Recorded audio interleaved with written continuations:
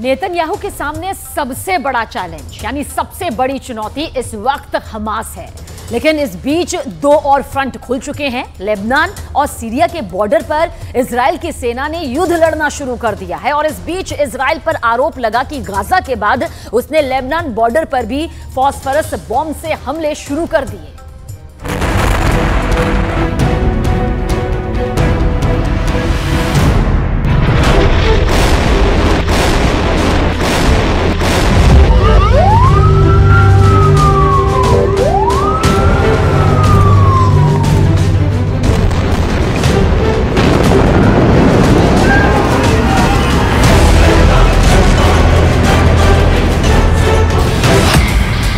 क्या गाजा पट्टी पर केमिकल बम फायर किए जा रहे हैं?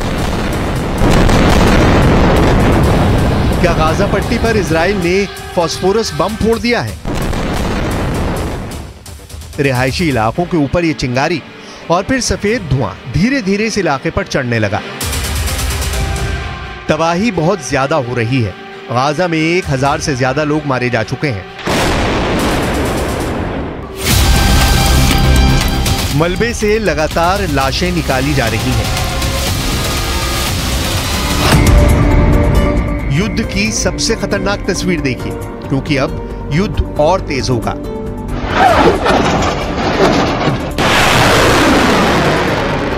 क्योंकि अब लेबनान बॉर्डर पर भी फास्फोरस बम से हमले की खबर आई है। 24 घंटों के दौरान इजराइल पर केमिकल वॉर शुरू करने का इल्जाम लगने लगा है। इजराइल ने इस आरोप को खारिज कर दिया है। फास्फोरस का तापमान 800 डिग्री सेंटीग्रेड से ज्यादा होता है। जब इसका धमाका होता है तो इसके कण दूर तक फैलते हैं। ये शरीर में पहुंचने या इसके संपर्क में आने वाले इंसान की जान भी जा सकती है। इसका धुआं इंसान का दम घोट लेता है। ये इंसान की खाल को बुरी तरह डैमेज कर देता है और हड्डियां तक गला सकता है।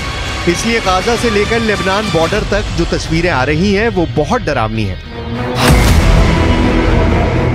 ये कोई पहला मौका नहीं जब इजराइल पर इस तरह का आरोप लगा है। इससे पहले वर्ष 2008 और 2009 में भी इजराइल पर गाजा पट्टी पर सफेद फास्फोरस बरसाने का आरोप लगा था। गाजा में जितनी जान गई हैं, उनमें आधे तो बच्चे और महिलाएं हैं। इससे पहले कि वो अपने घर से बाहर निकलते, इजराइल के सैकड़ों किलो भारी बम गिरने लगे और फिर जमीन पर कुछ नहीं बचा। الولد اختفى بايديا معنا. الولاد وين؟ هذا يطمن لي انا. بكفي يا عالم. بكفي طلب. احنا ناس غلابه. اقسم والاولاد ماتوا بدون ما ياكلوا. يشهد علي الله.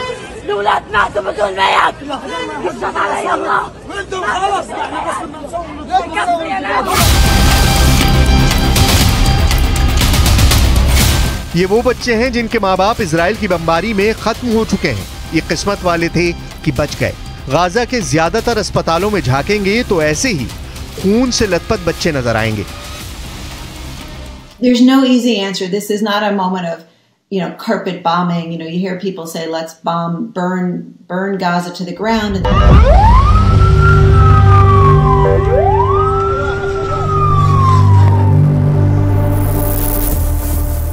गाजा के इस एम्बुलेंस ड्राइवर को देखिए। इस शख्स ने अपनी एम्बुलेंस से बहुत से लोगों को अस्पताल पहुंचाया, लेकिन ज्यादातर की जान जा चुकी थी। लाशों को ढोते ढोते ये बुरी तरह थक चुका है।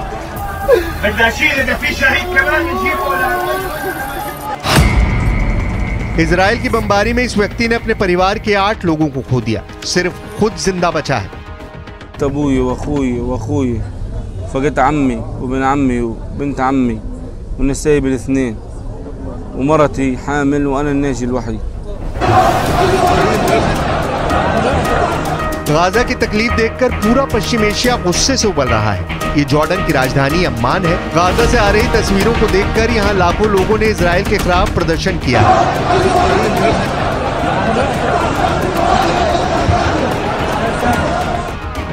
ये गुस्सा पूरे पश्चिम एशिया में फैल रहा है और अब वो अपनी सरकारों से गाजा में फंसे लोगों की मदद की मांग करने लगे हैं।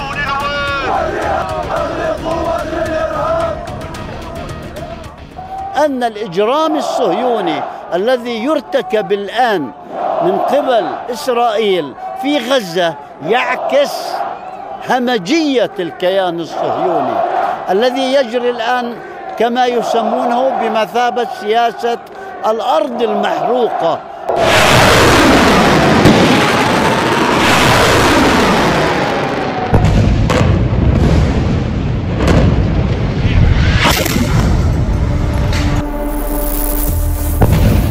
पश्चिम एशिया में गाजा इजराइल का फ्रंट पूरी तरह एक्टिव है। इस फ्रंट पर इजराइल की जीत पक्की है क्योंकि उसकी ताकत के आगे हमास टिक नहीं पाएगा।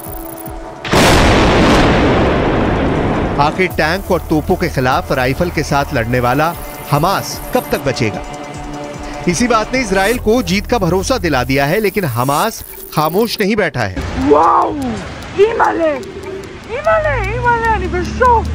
طبعا دول الطوق أولا الأردن سوريا لبنان مصر كل أبنائها وبناتها رسميا وشعبيا واجبكم أكبر لأنكم الأقرب إلى गाजा में तबाही का सच ये भी है कि गाजा में बिजली, खाना, पानी सबकी सप्लाई पहले ही बंद कर दी गई है। इजराइल अब तक 2000 टन बम गाजा पर गिरा चुका है, लेकिन अभी तक हमास को तोड़ने में वो नाकाम रहा है।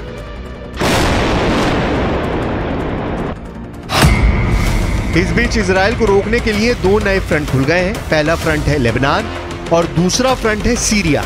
दोनों मोर्चों पर गोला बारूद दोनों तरफ से बरस चुका है।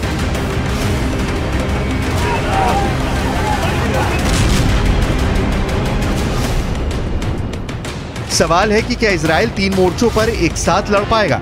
वो ऐसा 50 वर्ष पहले कर चुका है, लेकिन अब वक्त दूसरा है।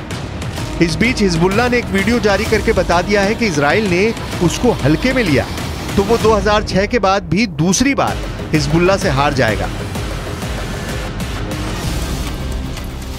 हिजबुल्ला के इस वीडियो को देखिए जिसमें लेबनान बॉर्डर के करीब खड़ी इजराइल की बख्तरबंद गाड़ी को एंटी टैंक मिसाइल से टारगेट किया गया। धमाका ऐसा होता है कि बख्तरबंद गाड़ी में बैठा एक भी फौजी बचकर बाहर नहीं निकल पाता।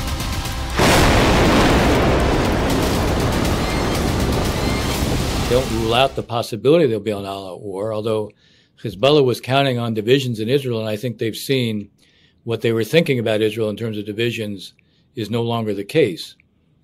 So that may also temper their interest in all-out war. उत्तरी इजराइल की तरफ इस वक्त बहुत ज्यादा तनाव बना हुआ है। लेबनान की तरफ से हिजबुल्ला और सीरिया की तरफ से भी अगर चढ़ाई होती है तो इजराइल पर दबाव बढ़ने लगेगा।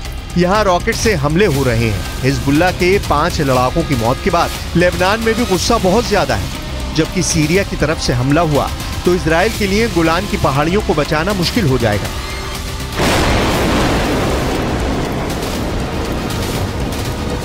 इसलिए फास्फोरस बम से हमले की बात आ रही है, क्योंकि लेबनान के आसमान में जो चिंगारी देखी गई उसके बाद नीचे पहाड़ियों में आग लगी हुई भी नजर आई, यानी केमिकल जमीन पर गिरा तो हर तरफ आग लग गई। ऐसा ही हश्र गाजा के बाद लेबनान बॉर्डर का बताया जा रहा है। نحن أمام الحقيقة وهنا أقول بكل وضوح وبلا لجلجة ولا تردد هذه لحظة أن تنخرط الأمة في المعركة أن نقاتل معهم। गाजा से तबाही की तस्वीरें लगातार आ रही हैं। इजराइल पर हमले के बाद जो जवाबी कार्रवाई हुई है उसमें आम लोगों की जान जा रही है। मलबों से बच्चों को निकालने के बाद उनको एम्बुलेंस के जरिए जल्दी से जल्दी अस्पताल पहुंचाया जाता है।